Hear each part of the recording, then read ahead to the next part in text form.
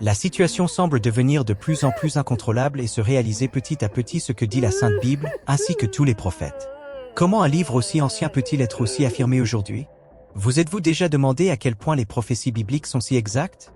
N'oubliez pas de rester jusqu'à la fin pour la prière de purification et de guérison. Cette prière a été dite aujourd'hui par le curé de notre chapelle. Les dirigeants mondiaux ont récemment exprimé leurs inquiétudes concernant une prédiction ancienne, provoquant un profond impact parmi les adeptes du monde entier. Ce pronostic, qui transcende les frontières entre christianisme, judaïsme, islam et zoroastrisme, anticipe l'arrivée d'une figure messianique. La position d'Israël dans ce contexte ajoute une dimension cruciale d'attente, malgré la multiplication des débats et des désaccords entre les soi-disant personnalités religieuses. Dans cet épisode, nous enquêterons sur cette prédiction intrigante qui a captivé les communautés religieuses du monde entier. Le voyage d'Israël trouve ses racines dans un récit historique profondément enraciné dans le livre de la Genèse. On retrouve l'histoire d'Abraham, qui à 75 ans répond à l'appel divin. Quittant sa maison, Abraham, accompagné de Sarah et de Lot, son parent, entreprit un voyage vers Canaan. Arrivé à destination après l'adversité, il leur fut révélé que cette terre serait leur héritage et celui de leurs descendants. C'était la première étape. Avant l'arrivée d'Abraham, Canaan était déjà habité par des peuples tels que les Hittites et les Amoréens, fréquemment mentionnés dans les Écritures sacrées. La mosaïque culturelle de Canaan était composée de plusieurs tribus distinctes par leurs coutumes, leur langue et leur mode de vie, notamment dans l'agriculture et le commerce. La diversité religieuse caractérisait la vie locale, avec un ensemble varié de divinités. La chronologie exacte de l'arrivée d'Abraham en Canaan est incertaine, mais on suppose qu'elle s'est produite au seuil du 2e millénaire avant Jésus-Christ. La coexistence d'Abraham avec les Cananéens variait entre des moments de cordialité et de tension. Même face à l'adversité, Abraham et ses compagnons ont réussi à s'établir en Canaan, soulignant ainsi l'importance de ce territoire pour Israël. Israël joue un rôle crucial en termes historiques, culturels et religieux, étant vital pour le judaïsme, le christianisme et l'islam. Son histoire est riche et englobe l'influence de multiples empires et cultures, notamment les Assyriens, les Babyloniens, les anciens Israélites et les Cananéens, qui y ont laissé leur marque. Ce territoire a été témoin de la montée et de la chute de nombreux empires au fil des siècles. L'histoire rapporte que, vers le 1er millénaire avant JC, les tribus hébraïques furent consolidées sous la direction du roi Saül, suivi par l'avènement du roi David, qui établit Jérusalem comme capitale et fut remplacé par son fils, le roi Salomon, responsable de la construction du grand temple sur le mont du Temple, marquant un lieu de culte sacré et l'alliance divine avec le peuple hébreu. Cependant, après l'ère de Salomon, le royaume se fragmenta.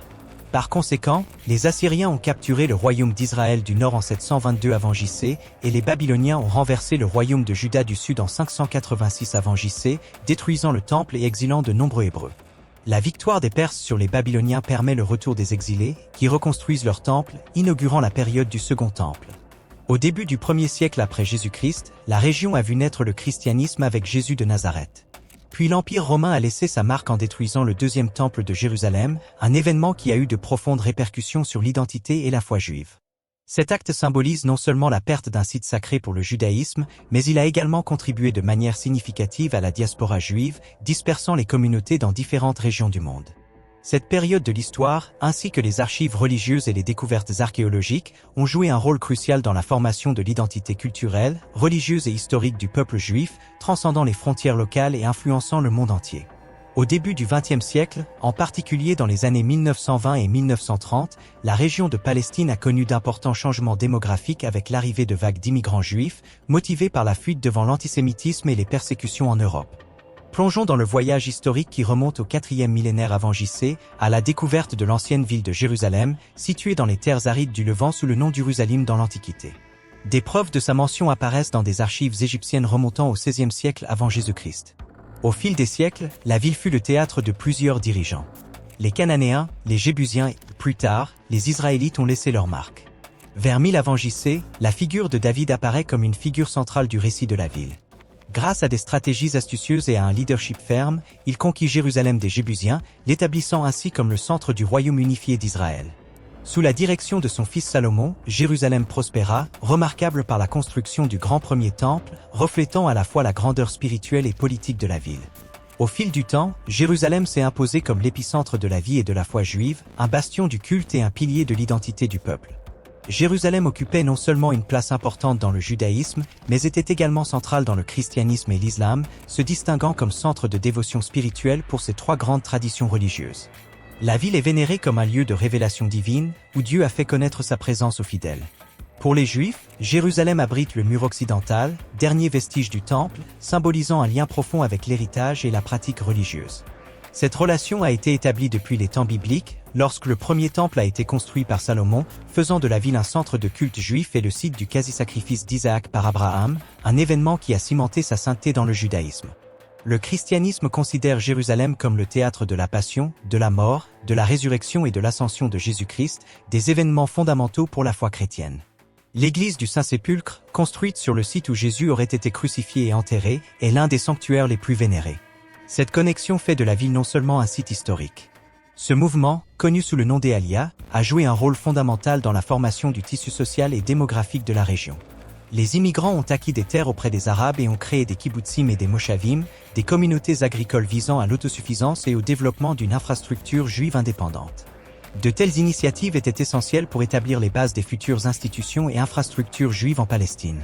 Cependant, ces évolutions ont provoqué des tensions avec les communautés arabes locales, préoccupées par la perte de leurs terres, de leurs droits politiques et de leur identité nationale.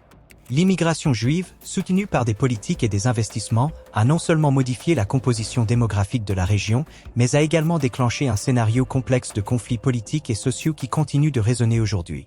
La perception de la migration juive comme un risque a suscité des conflits entre Arabes et Juifs, aggravés par les conflits fonciers dans la région. La fondation de l'État d'Israël et sa proclamation d'indépendance le 14 mai 1948 par David Ben-Gourion, chef de l'agence juive et futur Premier ministre israélien, constituent une étape historique. Ben-Gourion a proclamé l'indépendance d'Israël, marquant ainsi officiellement la création de l'État. Ben-Gourion a souligné le lien historique du peuple juif avec la terre de Palestine, soulignant l'importance d'un foyer national où les Juifs pourraient résider en liberté et en sécurité. La déclaration reconnaissait les souffrances des Juifs, en particulier pendant l'Holocauste, arguant que la formation d'un État juif était impérative. Des remerciements ont été rendus pour le soutien mondial, citant une résolution de l'ONU du 29 novembre 1947. Sous l'égide d'Hérode, la piscine de Siloé subit d'importantes rénovations et agrandissements, renforçant son importance historique et fonctionnelle. Il est devenu un point de confluence pour les marginalisés et les malades en quête de soulagement et de guérison dans ces eaux rafraîchissantes. Lors de la célébration de la fête des tabernacles, le bassin de Siloé acquiert un rôle emblématique, en cohérence avec les traditions sacrées du judaïsme. Cette célébration rappelle la sortie des Israélites de la captivité égyptienne, l'eau de la piscine jouant un rôle essentiel dans les pratiques liturgiques, compte tenu de sa situation à proximité du temple.